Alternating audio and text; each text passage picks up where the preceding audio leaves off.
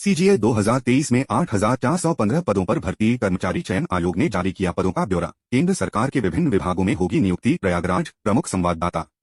कर्मचारी चयन आयोग की कंबाइंड ग्रेजुएट लेवल सीजीएल 2023 परीक्षा के तहत केंद्र सरकार के विभिन्न मंत्रालयों, कार्यालयों एवं विभागों में 8,415 पदों पर भर्ती होगी। आयोग ने शुक्रवार को पदों का ब्यौरा जारी कर दिया। 3 अप्रैल को अधिसूचना जारी होने के समय आयोग को करीब 7,500 पदों की सूचना मिली थी, जो बढ़कर 8,415 हो गई है। इसका अंतिम परिणाम नवंबर अंत या दिसंबर के पहले सप्ताह में घोषित होने की संभावना है।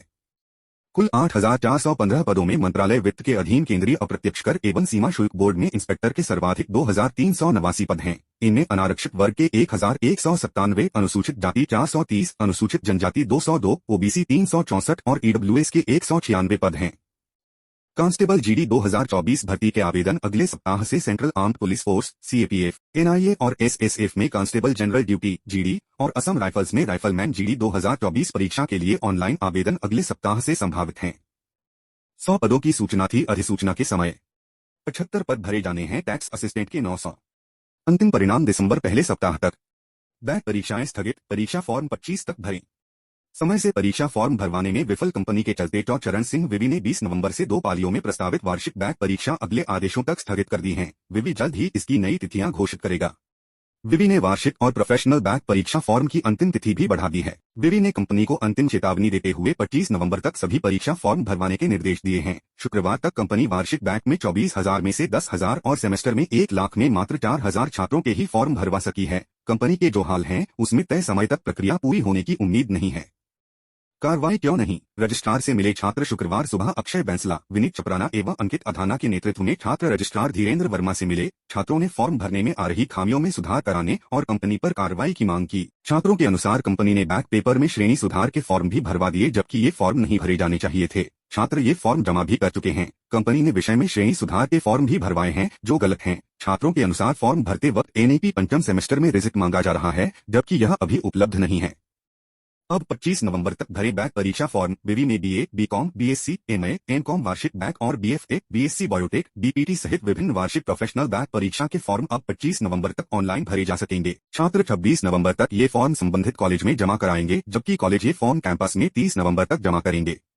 लोन लेने के लिए करना पड़ रहा आईटीआर फाइल। आयकर विभाग से पैन नंबर मिलते ही रुक जाती है निधि की किस्त। आयकर के फेर में फंसी किसानों की सम्मान निधि।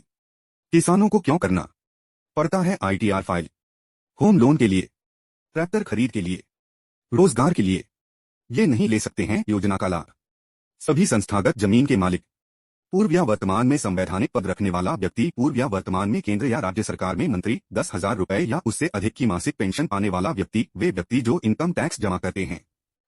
डॉक्टर, इंजीनियर, वकील, सीए आदि को भी इसका लाभ नहीं मिलता है। कर्ज लिया ट्रैक्टर का और बन गए आयकरदाता।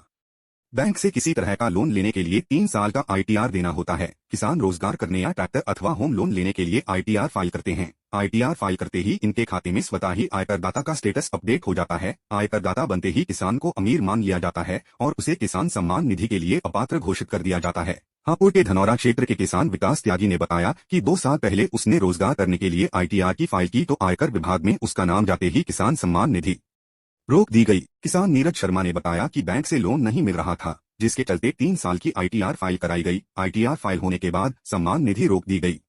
मुल्क त्यागी, हापुड़।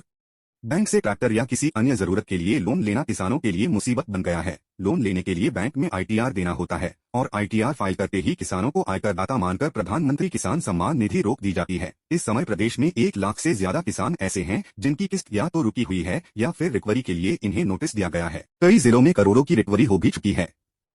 सरकार द्वारा किसानों को न्यूनतम आय सहायता के रूप में किसान सम्मान निधि दी जाती है, जिसके लिए किसानों के खाते में 2,000 रुपए तिमाही किस्त दी जाती है। इसके लिए सरकार ने कुछ मापदंड तय कर रखे हैं। मापदंड पूरे न होने पर किसानों से सम्मान निधि की किस्त रोककर उनसे पहले दी गई किस्त वापस ली जाती है। खुद किस्त वापस कर रहे किसान सख्ती के चलते कई जिलों में किसानों ने ही खुद को अपात्र बताते हुए सम्मान निधि की किस्त वापस करनी शुरू कर दी है। 1 महीने पहले हापुड़ में एक किसान ने सम्मान निधि को सरेंडर किया था। इसके बाद 2 अन्य किसानों ने भी निधि की रकम वापस जमा करा दी। 1,500 से हो चुकी है रिकवरी। बुलंदशहर, जिले में 2,55,000 किसानों के खातों में सम्मान निधि की 15वीं किस्त पहुंची है। 4 लाख किसान पोर्टल पर पंजीकृत हैं। डीडी रघुराज सिंह ने बताया कि जिले में अभी तक 7,000 किसान अपात्र मिले हैं। बताया कि करीब 1,500 किसानों से रिकवरी की जा चुकी है। जिन किसानों ने सम्मान निधि वापस की है वह टैक्स के दायरे में थे और इनमें काफी सरकारी नौकरी के अलावा लघु एवं सीमांत भी नहीं थे। तहसील से लें आय प्रमाण पत्र तो नहीं रुकेगी निधि। यूनियन बैंक के सहायक प्रबंधक नितिन त्यागी का कहना है कि किसान कर्ज लेने के लिए तहसील से आय प्रमाण पत्र लें तो उनको आईटीआर की जरूरत नहीं पड़ेगी, परंतु तहसील से उनको ज्यादा आय का प्रमाण पत्र नहीं मिलता, जिस कारण लोन के लिए वे आईटीआर भरते हैं तब 3 साल बाद लोन मिलता है, जिस कारण से किसानों को किसान सम्मान निधि में दिक्कत आती है। पूरे प्रदेश में जारी हो रहे रिकवरी नोटिस। मेरठ में प्रधानमंत्री किसान सम्मान निधि लेने वाले 5,352 आयकरदाता किसानों को अपात्र घोषित करते हुए योजना से बाहर कर दिया गया। इन्हें सम्मान निधि की धनराशि की वसूली के लिए नोटिस भी जारी कर दिए हैं। इनमें से 209 किसानों ने तो 17.92 लाख रुपए की धनराशि वापस कर दी है। गोरखपुर बस्ती मंडल के 7 जिलों में करीब 37.2 हजार किसानों को आयकर रिटर्न दाखिल करने की वजह से किसान सम्मान निधि वापस करनी पड़ी है। प्रयागराज में लगभग 3,000 किसान अपात्र हो गए। अब तक सम्मान निधि के 1.5 करोड़ रुपए किसानों से वापस भी लिए गए हैं। 2,000 रुपए की किस्त दी जाती है। प्रधानमंत्री किसान सम्मान निधि योजना के तहत भू राजस्व की तरह होगी वसूली। आयकरदाताओं को किसान सम्मान निधि लौटाने को नोटिस जारी करने काम जारी है। यदि कोई आयकरदाता किसान सम्मान निधि की धनराशि वापस नहीं लौटाता है तो उसके खिलाफ भू राजस्व की तरह वसूली की कार्रवाई की जाएगी। प्रमोद कुमार, उप कृषि निदेशक, शामली। ये है पीएम किसान सम्मान निधि योजना। केंद्र सरकार ने 24 फरवरी 2019 में ये योजना शुरू की थी। शुरुआत में योजना के अंतर्गत 2 हेक्टेयर जमीन वाले किसानों को साल में 2 से 2,000 रुपए की समान किस्तों के जरिए 6,000 रुपए दिए जाने थे, लेकिन 1 जून 2019 से सरकार ने इसमें सभी किसानों को शामिल कर लिया। योजना का लाभ देश में करोड़ों किसानों को डायरेक्ट बेनिफिट ट्रांसफर के जरिए दिया जाता है। योजना में अब तक 14 किस्त दी जा चुकी है। बरेली मंडल में भी किसानों को भेजा गया रिकवरी नोटिस।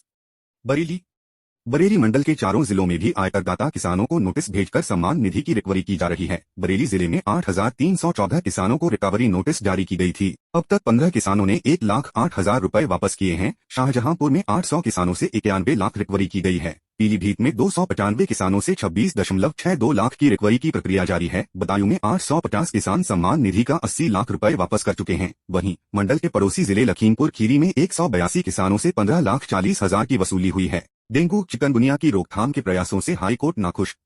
इलाहाबाद हाईकोर्ट ने डेंगू, मलेरिया और चिकनगुनिया जैसी बीमारियों की रोकथाम को लेकर किए जा रहे सरकारी प्रयासों पर असंतोष जताया है। कोर्ट ने सरकारी प्रयासों को नाकाफी मानते हुए इन बीमारियों पर लगाम के ठोस प्रयास करने का निर्देश दिया है।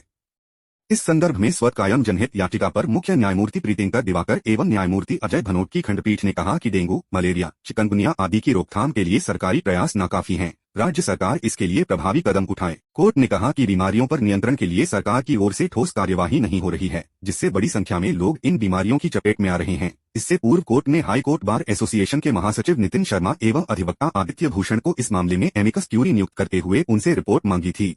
दोनों वकीलों ने कोर्ट को बताया कि नगर निगम और जिम्मेदार प्रशासनिक अधिकारियों की ओर से इन बीमारियों की रोकथाम के लिए पर्याप्त प्रयास नहीं किए जा रहे हैं और न ही कोई प्रभावी कार्रवाई हो रही है। फागिंग भी काफी कम की जा रही है। जिन इलाकों में फागिंग की भी जा रही है वहां सिर्फ डीजल जलाया जा रहा है। कांग्रेस नेता सुरजेवाला को हाईकोर्ट से झटका। प्रयागराज। कांग्रेस नेता और राज्यसभा सांसद रणदीप सिंह सुरजेवाला को इलाहाबाद हाई कोर्ट से झटका लगा है। कोर्ट ने सुरजेवाला के खिलाफ वाराणसी की अदालत में तोड़फोड़, बलवा व सार्वजनिक संपत्ति को नुकसान पहुंचाने के आरोप में चल रहे मुकदमे का ट्रायल रोकने की मांग नामंजूर कर दी है। यह आदेश न्यायमूर्ति राजवीर सिंह ने सुरजेवाला की याचिका को खारिज करते हुए दिया है। याचिका में सुरजेवाला ने वाराणसी की अदालत से जारी गैर जमानती वारंट पर भी रोक लगाने की मांग की गई थी। हाई कोर्ट ने इसे भी नामंजूर कर दिया है। सुरजेवाला के खिलाफ 23 वर्ष पहले वाराणसी के कैंट थाने में आईपीसी की धारा 147, 332, 353, 336, 333 व 427 और सार्वजनिक संपत्ति क्षति निवारण अधिनियम के तहत मुकदमा दर्ज किया गया था। सचिव परीक्षा नियामक प्राधिकारी से 48 घंटे में मांगा व्यक्तिगत हल्फनामा। प्रयागराज। इलाहाबाद हाईकोर्ट ने 69,000 सहायक अध्यापक भर्ती में नियुक्ति की मांग से जुड़ी अवमानना याचिका पर सचिव परीक्षा नियामक प्राधिकारी अनिल भूषण चतुर्वेदी से 48 घंटे में व्यक्तिगत हल्फनामा मांगा है। यह आदेश न्यायमूर्ति रोहित रंजन अग्रवाल ने उपेंद्र कुमार दयाल, अलका दुबे एवं अन्य कई अभ्यर्थियों की अवमानना याचिकाओं पर दिया है। हाई कोर्ट ने सचिव नियामक प्राधिकारी को 48 घंटे की यह मोहलत 25 अगस्त 2021 के आदेश का पालन करने संबंधी व्यक्तिगत हल्फनामा दाखिल करने के लिए दी है। साथ ही सचिव बेसिक शिक्षा परिषद के अधिवक्ता को भी इस मामले में अगली सुनवाई को नियुक्ति संबंधी कार्य की प्रगति के बारे में जानकारी देने का निर्देश दिया है। पूर्व विधायक विजय मिश्र के बेटे की जमानत अर्जी खारिज। प्रयागराज हाईकोर्ट ने पूर्व विधायक विजय मिश्र के बेटे विष्णु मिश्र की जमानत अर्जी खारिज कर दी है। यह आदेश न्यायमूर्ति राजवीर सिंह ने जमानत याचिका पर सुनवाई के बाद दिया है। जानलेवा हमला करने, मारपीट, धमकाने, बलवा करने सहित तमाम संगीन धाराओं में मुकदमा दर्ज है। इस मामले में जमानत के लिए विष्णु मिश्र ने हाईकोर्ट में यह अर्जी दाखिल की थी। नियम नए साल से लागू, ऐप्स को फिर सत्यापन करना होगा। 1 साल तक निष्क्रिय यूपीआई खाते बंद होंगे। ग्राहकों के पास 31 दिसंबर तक मौका।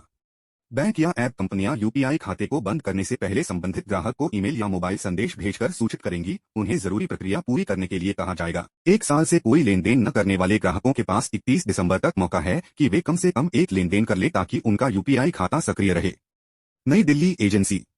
जिन ग्राहकों ने यूपीआई आईडी तो बना ली है लेकिन बीते 1 साल से कोई लेन देन नहीं किया है तो उनकी यह सुविधा बंद हो जाएगी। भारतीय राष्ट्रीय भुगतान निगम (एनपीसीआई) ने निष्क्रिय यूपीआई खाते को बंद करने के निर्देश जारी किए हैं। यह बदलाव 1 जनवरी 2024 से लागू होगा। बैंकों और कंपनियों के लिए निर्देश। निगम ने सभी बैंकों और भुगतान सुविधा मुहैया कराने वाली पेटीएम, फोनपे और गूगल पे जैसी ऐप कंपनियों से कहा है कि वे उन ग्राहकों का सत्यापन करें जिनके यूपीआई खाते से लंबे वक्त तक कोई डिजिटल लेन देन नहीं किया गया है। ऐसे ग्राहकों को फिर से केवाईसी करवाना होगा, जिसके तहत बैंक खाता नंबर और मोबाइल नंबर का सत्यापन किया जाएगा। यदि 31 दिसंबर 2023 तक सत्यापन पूरा नहीं होता है तो नए साल से संबंधित ग्राहक यूपीआई का इस्तेमाल नहीं कर पाएंगे। यूपीआई से लेन देन 11 अरब के पार निकले। देश में अक्टूबर लगातार ऐसा तीसरा महीना है जब यूपीआई का लेन देन 1000 करोड़ के पार चला गया। भारतीय राष्ट्रीय भुगतान निगम के आंकड़ों के मुताबिक अक्टूबर में यूपीआई से 17.16 लाख करोड़ रुपए के 11 अरब से अधिक लेन देन हुए। भारतीय राष्ट्रीय भुगतान निगम के मुताबिक लेन देन को अगर संख्या के हिसाब से देखें तो यह सितंबर के 10.56 अरब से 8% बढ़कर रिकॉर्ड 11.41 अरब हो गया है। राष्ट्रीय भुगतान निगम ने इसलिए उठाया कदम। यह कदम लेन देन को और अधिक सुरक्षित बनाने के लिए उठाया जा रहा है। कई बार ऐसा होता है कि लोग मोबाइल नंबर तो बदल लेते हैं लेकिन उससे जुड़े यूपीआई खाते को बंद नहीं करते हैं। बाद में वह नंबर किसी दूसरे व्यक्ति को मिल जाता है। ऐसे में उस नंबर पर अगर किसी ने ई-वॉलेट में रुपए भेजे हैं तो वह उस शख्स के पास पहुंच जाते हैं जिसके पास वह मौजूदा नंबर है। नए बदलाव से इस तरह के लेन देन पर रोक लगेगी।